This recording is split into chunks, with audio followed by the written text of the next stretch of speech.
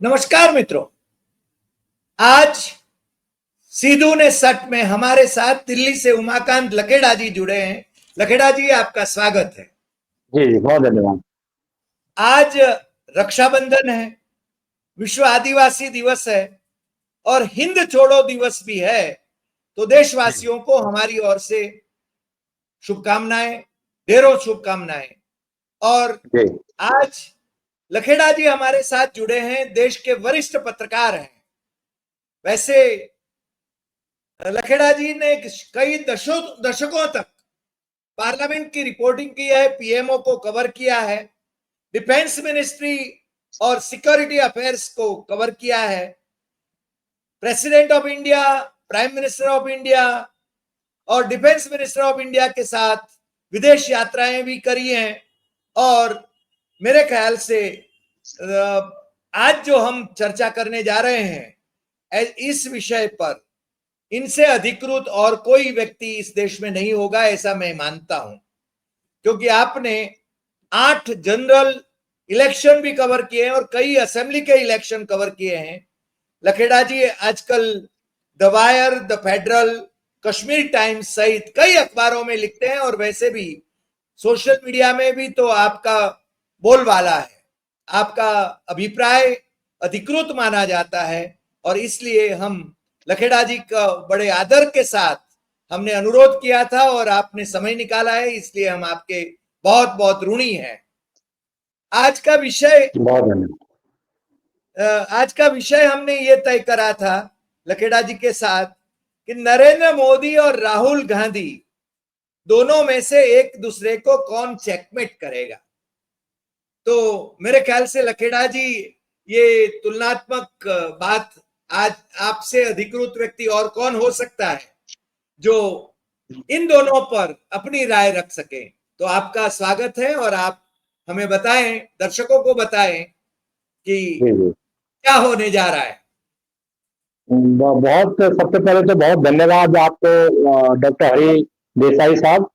आपके जो तमाम दर्शक हैं वो दर्शक आप जैसे सीनियर पत्रकार, सीनियर मोस्ट पत्रकार गुजरात के, महाराष्ट्र के, और आपका एक बहुत बड़ा बैकग्राउंड है जर्नलिज्म में और अपने प्रदेश की सेवा कर रहे हैं। आप एकेडमिक क्षेत्र में भी सेवा कर रहे हैं और जर्नलिज्म की भी सेवा कर रहे हैं, तो उसके लिए आपके राज्य को और आपको बहुत बहुत बधाई कि आप जैसे बहुत जानकार पत्रकार और निडर निर्भीक पत्रकार अभी आपके राज्य में सक्रिय है, एक्टिव है। और हम ये उम्मीद करेंगे कि बहुत सालों तक आप गुजरात की सेवा करते रहे और गुजरात के लोगों को जगाते रहे, उनको आगे नई बातें सिखाते रहे जो देश में चल रहा। आपका जो सवाल है वो बहुत जो आपने कहा कि कौन किसको चेकमेट करेगा, ये एक बहुत बड़ा सवाल, आपने बहुत महत्वपूर्ण सवाल पूछा है जो आज की तारीख में, आज की डेट में सबसे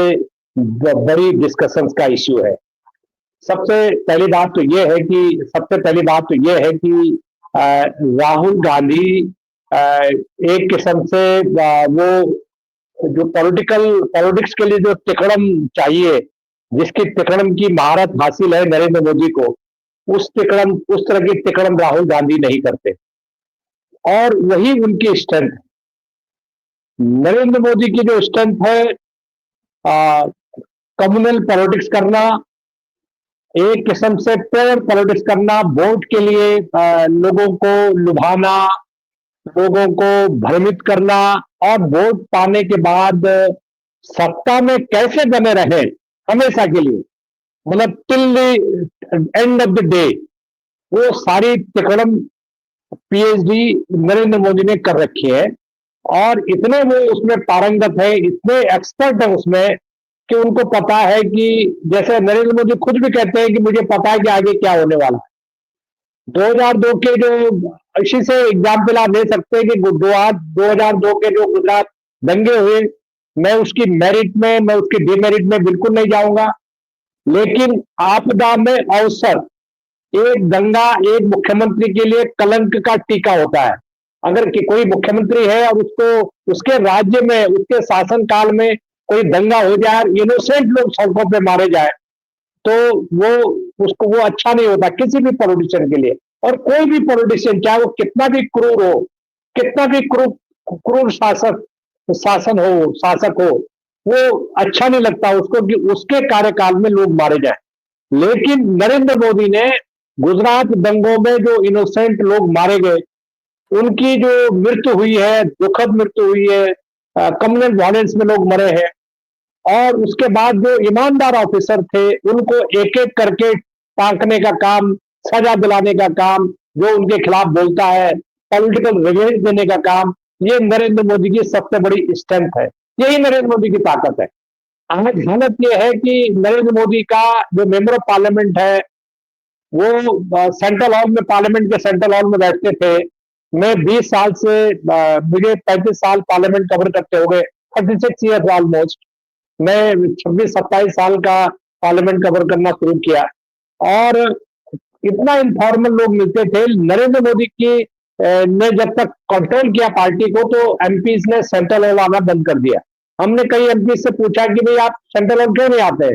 कह रहा सर ऐसा है, हम पर नजर रहती है, हमको कहा गया है कि आप पत्रकारों से बात मत क्या करो, आप सेंट्रल हॉल जाओ ही ना। ये ऐसा ऐसा शासन, ऐसा ऐसा प्रधानमंत्री और पंत प्रधान, जो भी आप कहेंगे, उनके तंत्र में इस तरह से होता है कि डेमोक्रेसी को कुचल दिया गया। राहुल गांधी डेमोक्रेसी की बात करते हैं, राहुल गांधी ट्रांसपेरेंसी की बात करते हैं, राहुल गांधी गरीब की बात करते हैं, राहुल गांधी न्यायिक अधिकारों की मांग करते हैं, लोगों को न्यायपूर्ण अधिकार मिलने चाहिए, फंडामेंटल राइट की बात करते हैं। नरेंद्र मोदी कभी फंडामेंटल राइट की बात नहीं करते। राहुल गांधी संविधान की बात करते, कॉन्स्टिट्यूशन की बात करते, नरेंद्र मोदी संविधान के खिलाफ है। नरेंद्र मोदी संविधान, पार्लियामेंट के अंदर जाते हैं तो संविधान की किताब के आगे नतमस्तक होते हैं। नरेंद्र राहुल गांधी ने कोई संविधान की किताब के आगे नतमस्तक नहीं हुए, वो पार्लियामेंट में जाते हुए। तो वो पहली बार 20 साल 22 साल पहले जब एमपी बने, वो तो कभी उन्होंने ऐसे ऐसे पाखंड नहीं किया कि मैं संविधान को सर झुका करके प्रणाम करता हूं। लेकिन वो अभी तक, अभी भी कहीं जब हम बात कर रहे हैं, कहीं पर भी वो बात कर रहे होंगे तो वो संविधान की बात कर रहे होंगे। अभी भी जब हम बातें कर रहे हैं तो वो, मैंने ये देखा कि वो कॉन्स्टिट्यूशन की बात करते हैं, नेशनल जस्टिस की बात करते हैं। मोदी संविधान की बात करता है, संविधान के खिलाफ काम करता है। कोई भी काम, कोई भी चीज अगर संविधान के साथ हो रही है तो वो मोदी को पसंद नहीं है। और जो मोदी के इशारे पर पार्टी में अगर किसी ने आवाज उठा दी, यहां तक कि देश का वाइस प्रेसिडेंट भी अगर उनसे सहमत नहीं है, तो उनका यह है कि उनको नेस्तनाबूद करो, उनसे रिवेंज लो। मनमोहन सिंह ने, यही आपने जो चेकमेट की बात की है, कि ये एक एग्जाम्पल है कि प्रधानमंत्री नरेंद्र मोदी को जब प्रधानमंत्री प्रोजेक्ट किया गया, 2013 की बात है, और इलेक्शन प्रचार शुरू होने वाला था, तो मनमोहन सिंह ने बोला कि अगर देश का प्रधानमंत्री नरेंद्र मोदी होगा तो ये देश के लिए डिजास्टर होगा।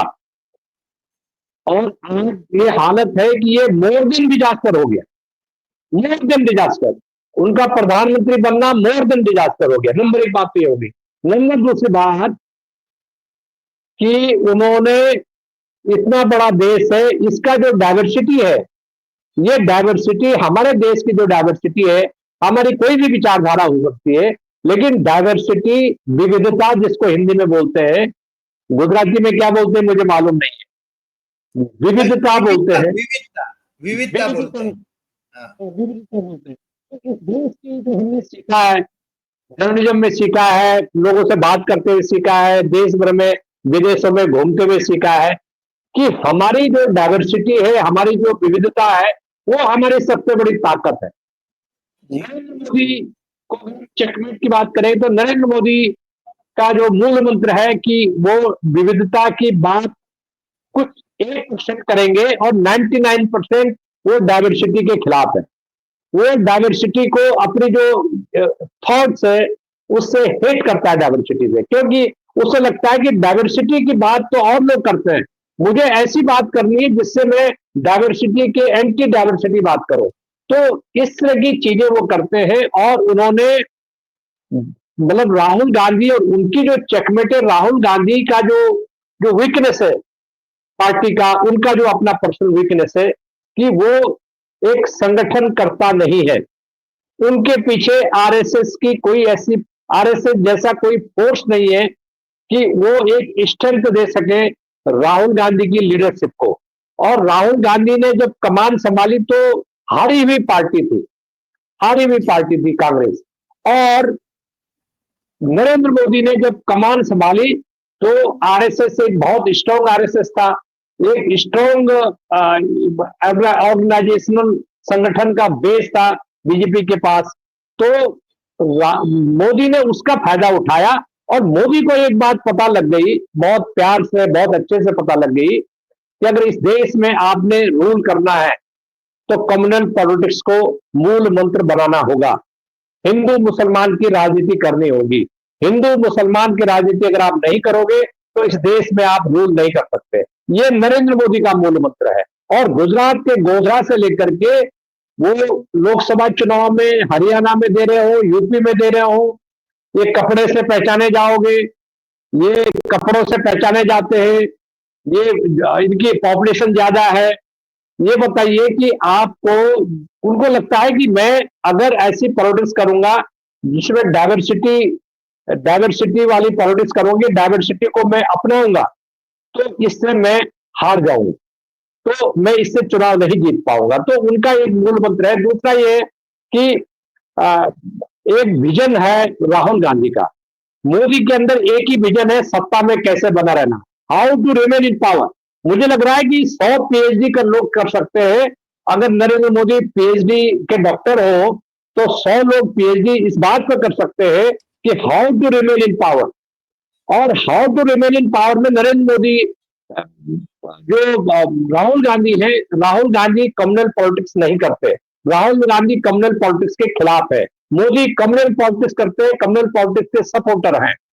नरेंद्र मोदी गरीबों की बात, केवल गरीबों की बात करते हैं, लेकिन गरीबों के लिए उन्होंने कोई काम नहीं किया। राहुल गांधी को पता है कि इस देश में सोशलिज्म, जो सच्चा सोशलिज्म और सेकुलरिज्म स्थापित करना है, तो जो गरीब आदमी है, जो रेहड़ी वाला है, जिसके पास खाने को शाम को नहीं है, जो बाल बनाता है, जो कुल्ली है रेलवे स्टेशन पर, जो सर पे बोझा ढो रहा है, जो मैकेनिक है, जो 100-200 रुपए कमाता है, उसकी समस्या को सुनना पड़ेगा। लेकिन नहीं, मोदी की जो पॉलिटिक्स है वो ये है कि आप हिंदू मुसलमान करो, लोग जाति भूल जाएंगे, लोग धर्म भूल जाएंगे, लोग जातियों में भी, कई जातियों में वो भूल जाएंगे। जैसे एक बार ये जो रामनाथ कोविंद है, जो कोविंद साहब जो राष्ट्रपति बने, तो राष्ट्रपति तो सर बड़ा पद तो कुछ होता ही नहीं है, तो इन्होंने कोविंद साहब को राष्ट्रपति बनवाया। और उसके बाद गुजरात चुनाव, मुझे याद आ रहा 7-8 साल पहले, 8 साल पहले गुजरात चुनाव था।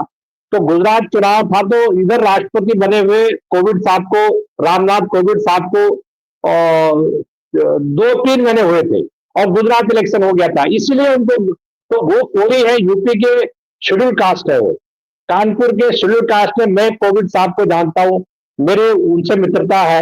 अब तो राष्ट्रपति बनने के बाद तो मिला ही नहीं उनको, लेकिन मेरी उनसे मित्रता रही है, मैं मिलता जुलता रहा हूं।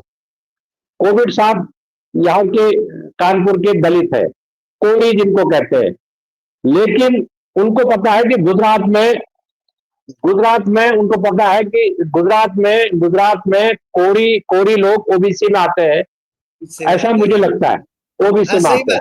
तो सही बात है। हाँ, तो इन्होंने एक भाषण है इनका गुजरात में, जिसमें इन्होंने कहा, गुजराती में बोल रहे थे, फिर हिंदी में भी बोल रहे थे कि भाई अब तो हमने आपकी बिरादरी का आदमी ही राष्ट्रपति बना दिया, और जब भी आपको कोई समस्या हो आप सीधा उनको फोन घुमाएं और उनको अपनी बात बताएं।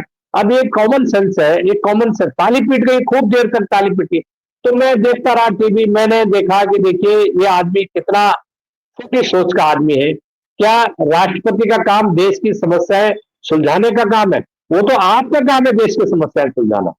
तो हम कह रहे कि मैं तो सुलझा दे रहा हूं, तो ये कोविंद साहब को आप शिकायत करेंगे, ये बताने के लिए कि हमने एक कोरी नाम का व्यक्ति कोरी समुदाय का आदमी हमने राष्ट्रपति बना दिया। तो इनका जो एजेंडा होता है उसके पीछे इतना डर्टी सोच, ये डर्टी माइंड के लोग हैं और डर्टी माइंड से वो सारी पॉलिटिक्स उन पर डिपेंडेंट करती है। और मुझे लगता है कि इतने बड़े पद पर बैठे हुए व्यक्ति को आप एक जाति, एक कास्ट से आइडेंटिफाई करके और वहां पब्लिक रैली में भाषण कर रहे हैं। आप पुलवामा हो गया, पुलवामा में इन्होंने कहा कि देश के जो शहीद हो गए उनके नाम पर आपका वोट जाएगा कि नहीं जाएगा, इन्होंने पब्लिक रैली में बोलना शुरू किया। और इनको पता था कि चुनाव हारने वाले हैं, चुनाव हारने वाले हैं। ऐसा आरोप किसी प्रधानमंत्री पर लगना कि पुलवामा दंगा कराया गया, किसने कराया मैं उस डिटेल में नहीं जाऊंगा, कैसे कराया मैं नहीं जाऊंगा। मैं तो सत्यपाल मलिक का बेचारे दिवंगत हो गए उनकी बातों को बता रहा हूं कि उन्होंने क्या क्या बोला। तो जी कुल मिलाकर के कहानी यह है कि राहुल गांधी की जो वीकनेसेस है, पार्टी संगठन नहीं है। और दूसरा यह है कि राहुल मोदी का जो स्ट्रेंथ है वो डिवाइडेड अपोजिशन है, बटा हुआ विपक्ष है। वो मोदी की सबसे बड़ी ताकत है। राहुल की सबसे बड़ी ताकत है कि स्वीकार्यता नहीं है उनकी, कि जो गैर भाजपा विपक्षी पार्टियों में उनकी स्वीकार्यता लीडरशिप की नहीं थी। आज से 2 महीने, 4-6 महीने पहले या 2 साल पहले या 3 साल पहले, आज की तारीख में वो स्वीकार्यता काफी बड़ी है। और अब जब उन्होंने ये भंडाफोड़ किया इलेक्शन में गड़बड़ी का, घोटाले का, तो तब जाकर के ये सारी चीजें सामने आएंगी। मुझे लग रहा है कि आप दूसरा सवाल पूछ सकते हैं जी। हाँ, नहीं, आपने आपने बहुत अच्छा विश्लेषण किया। यानी आपदा में अवसर ढूंढना, ये तो मुख्यमंत्री मोदी से लेकर प्रधानमंत्री मोदी तक का ये रवैया रहा है। आपको मालूम है कि प्राइम मिनिस्टर वाजपेयी ने उनको राजधर्म की सीख दी थी और वो हटाना भी चाहते थे उनको मुख्यमंत्री पद से, मगर आडवाणी ने उनको बचा लिया था। मगर वही आडवाणी को उन्होंने मार्गदर्शक मंडल में डाल दिया। अब इनको 75 साल पूरे हो रहे हैं अगले महीने। अब ये गद्दी तो छोड़ेंगे नहीं, तो होगा क्या? देखिए, आपका सवाल बहुत जेन्युइन सवाल है। नैतिकता की उम्मीद करना नरेंद्र मोदी का अपमान करना है।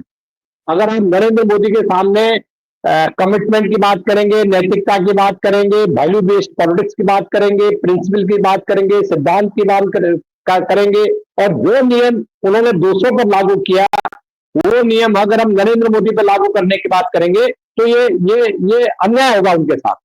ये नरेंद्र मोदी की जो थ्योरी है उसके साथ अन्याय होगा, क्योंकि नरेंद्र मोदी का मैंने बताया कि देश के संविधान में कोई यकीन नहीं है। इनके आसपास बंधुआ मजदूर है, डेली वेजेस है, जो जिनको किसी को एमपी बना के, किसी को राज्यसभा में ला करके, इनको पता है कि राज्यसभा देना बहुत जरूरी है। अगर राज्यसभा नहीं देंगे तो ये मेरे उल्टे सीधे काम नहीं करेगा, तो उनको ऐसे लोगों को राज्यसभा दे देते हैं ताकि ये गुलामी करने का पूरा सर्टिफिकेट मिल जाए। तीसरी बात यह है कि इनके जो ऑनेस्टी है कि नरेंद्र मोदी का अपना कोई परिवार नहीं है। लेकिन नरेंद्र मोदी का परिवार नहीं है, बहुत सारे लोगों के फैमिली नहीं है। मैं 20 लोगों को जानता हूं जिनका फैमिली नहीं है, लेकिन वो ये जिसको कहते हैं ना कि वो डबल स्टैंडर्ड नहीं है उनके, जो नरेंद्र मोदी के हैं। नरेंद्र मोदी के बारे में कहते हैं कि ये जो खाते हैं मशरूम, वो 1-1.5 लाख 2 लाख पर डे का आता है, ऐसा लोग बताते हैं। प्रधानमंत्री, देश के लोग जानना चाहते हैं कि प्रधानमंत्री का किस तरह का, गांधी जी की तरह भोजन करते हैं, कैसे भोजन करते हैं, लोग जानना चाहते हैं देश के। आज तक किसी को पता नहीं कि प्रधानमंत्री का जो खाना है किस तरह का खाना खाते हैं, वो किसको नहीं पता। दूसरी बात है कि इनका जो पहनावा है, इनके जो राजसी ठाट बाट है, इन्होंने जो देश के एक्सचेकर का पैसा अपनी कारों के काट, महंगी महंगी महंगी कारें, उन कारों से इन्होंने, उन कारों पर ही चलते हैं। और ये पूरी तरह मुझे लगता है कि फिजूल खर्ची थी। एक गरीब देश का प्रधानमंत्री, जिसमें 80-82 करोड़ लोगों को राशन देते हो आप 4 kg। अरे आप तो प्रधानमंत्री, अगर सच्चे प्रधानमंत्री होते तो आपको एक second hand ambassador, second hand क्या, वो एम्बेसडर छोड़ रही है वहां पर पीएम हाउस में, जो मनमोहन सिंह के जमाने की जो एम्बेसडर थी, हमने एक दिन देखा वो खराब पड़ी है, बेकार वर्कशॉप में पड़ी। मैं कह रहा था कि मनमोहन सिंह इसमें जाते थे प्रधानमंत्री, उसके बाद मनमोहन सिंह को उनके स्टाफ ने कोशिश किया हाथ जोड़ करके कि साहब ये थोड़ा सिक्योरिटी के लिहाज से ये स्ट्रॉन्ग है, आपको सिक्योरिटी थ्रेट है, इसलिए आपको इस गाड़ी की बजाय ये गाड़ी में आप बैठे। तो मैंने बड़े भारी मन से मनमोहन सिंह उस गाड़ी में बैठे। मैंने मनमोहन सिंह को देखा है 800 मारुति चलाते हुए। मैं अपना स्कूटर खड़ा कर रहा था एआईसीसी में, मुझे लगता है कि 97 की बात है, और मेरे बगल में कार पार्क करने के लिए मनमोहन सिंह आए, और बल्कि मेरे स्कूटर पर लग भी गया, उनका कार जो मेरे स्कूटर पर लग गया, उनका जजमेंट गलत निकल गया। तो मैं थोड़ा सा ठेस लग गई, तो मेरा बैलेंस थोड़ा गड़बड़ हुआ, क्योंकि मैं पार्किंग कर रहा था अपने स्कूटर को। मनमोहन सिंह अपने स्कूटर से बाहर निकले और दौड़ दौड़ के मेरे को पकड़ा, मेरा स्कूटर उठाने में सहयोग किया, और उसके बाद मेरे को बोला कि आपको कोई चोट तो नहीं लगी, मैं माफी चाहता हूँ हाथ जोड़ के। आप ये कल्पना नरेंद्र मोदी से कर सकते हैं? कभी नहीं, कभी नहीं। और आपने ठीक ही कहा, जासूसी उनका मूल मंत्र है, और डाइवर्सिटी और पावर में कैसे रहना, डाइवर्सिटी से तो उनकी दुश्मनी है, एक देश एक इलेक्शन, वो सब एक एक का वो उनका ये कहना है। और आपने जो मनमोहन सिंह को जो कोट किया शुरू में कि he would prove to be a disaster, आज मेरे ख्याल से विश्व में उनकी जिस प्रकार से फजीहत हो रही है, देश के लोगों को भी ये समझ में आने लगा है कि ये चोरी के वोट पर ही तो प्रधानमंत्री बनते हैं।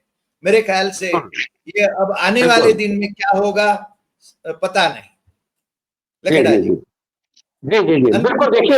देखिए आने वाला जो वक्त है, आने वाला टाइम भारत के लिए बहुत चुनौतीपूर्ण है। इसलिए चुनौतीपूर्ण है कि जो हमारा जो मध्यम वर्ग है, मिडिल क्लास है, पहले मिडिल क्लास क्या होता था कि मिडिल क्लास सरकारों को उखाड़ता था, बनाता था मिडिल क्लास, क्योंकि मिडिल क्लास जो है एक आईना दिखाता था सारे लोगों को, उच्च वर्ग को भी आईना दिखाता था, और जो गरीब तबका है उसको भी आईना दिखाता था, जो मिडिल क्लास है। और आज हालत ये होगी कि पूरा मोदी को ये बात पता है कि मिडिल क्लास को आप आंखों से अंधा कर लो, मिडिल क्लास को आप अफीम चटा लो, बेहोश कर लो। जब जो समाज को आईना दिखाने वाला जो समाज है, जो तबका है, जो वर्ग है, उसको आप बेहोश कर दोगे, तो फिर जब जो दूसरों को जगाता है वो बेहोश हो जाएगा, तो फिर दूसरों को कौन जगाएगा? तो ये नरेंद्र मोदी ने कहा कि ये जो मिडिल क्लास है, जो अपर कास्ट मिडिल क्लास है, इस अपर कास्ट मिडिल क्लास को नरेंद्र मोदी ने अफीम चटा रखा है, और उनको धर्म के नाम पर उनके घर में 6 लोग बेरोजगार पड़े हुए। मेरे अपने गांव में, मेरे अपने रिश्तेदारी में 6 लोग, 5 लोग, 2 लोग घर में लिखे पड़े बेरोजगार पड़े हुए। लेकिन मैंने कहा कि वोट किसको दिया? कह रहा मोदी को वोट डाल करके आए। ये उन्होंने नरेंद्र मोदी से तो कोई लेना देना नहीं है।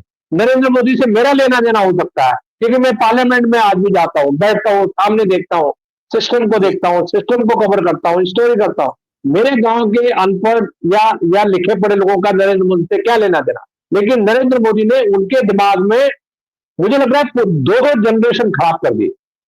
नरेंद्र मोदी ने देश की कम से कम 2 जनरेशन खत्म कर दी।